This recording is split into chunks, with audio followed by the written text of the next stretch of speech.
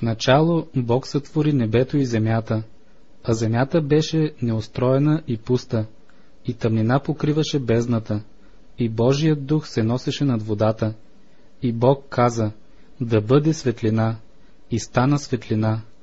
И Бог видя, че светлината беше добро, и Бог раздели светлината от тъмнината, и Бог нарече светлината ден, а тъмнината нарече нощ. И стана вечер, и стана утро, ден първи. И Бог каза: да бъде свод сред водите, който да раздели вода от вода. И Бог направи свода и раздели водата, която беше под свода, от водата, която беше над свода. И стана така. И Бог нарече свода небе. И стана вечер, и стана утро, ден втори.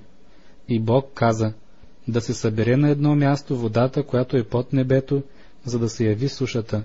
И стана така. И Бог нарече сушата земя, а събраната вода нарече морета.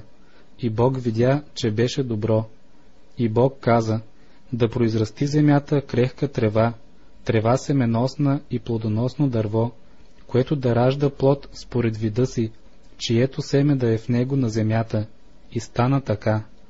Земята произрасти крехка трева, трева, която да дава семе според вида си, и дърво, което да ражда плод според вида си, чието семе е в него. И Бог видя, че беше добро.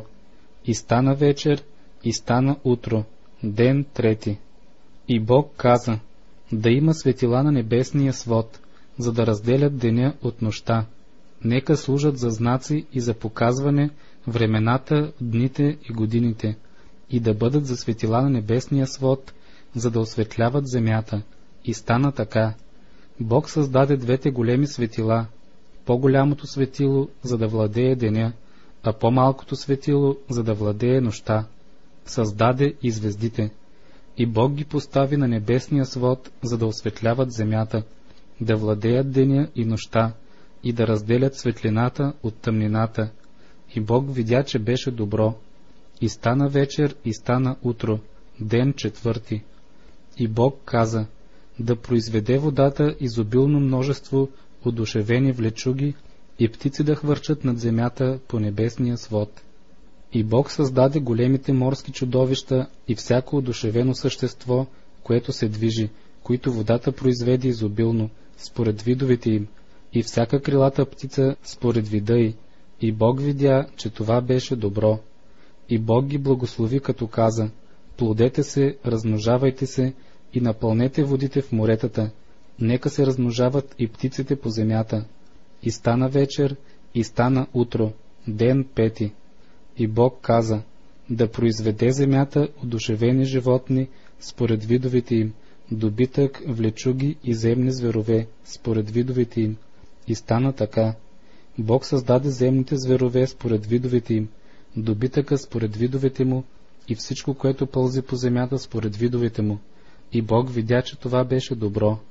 И Бог каза: да създадем човека по нашия образ, по наше подобие, и нека владее над морските риби, над небесните птици, над добитъка, над цялата земя и над всяко животно, което пълзи по земята.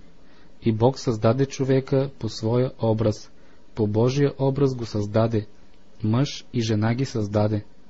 И Бог ги благослови. И Бог им каза: плодете се и се размножавайте, напълнете земята и я покорете, бъдете господари над морските риби, над въздушните птици и над всяко живо същество, което се движи по земята. И Бог каза: вижте, давам ви всяка семеносна трева, която е по лицето на цялата земя, и всяко дърво, което има в себе си плод на семеносно дърво. Те ще ви бъдат за храна. А на всички земни зверове, на всички въздушни птици и на всичко, което пълзи по земята, в което има живот, давам всяка зелена трева за храна. И стана така.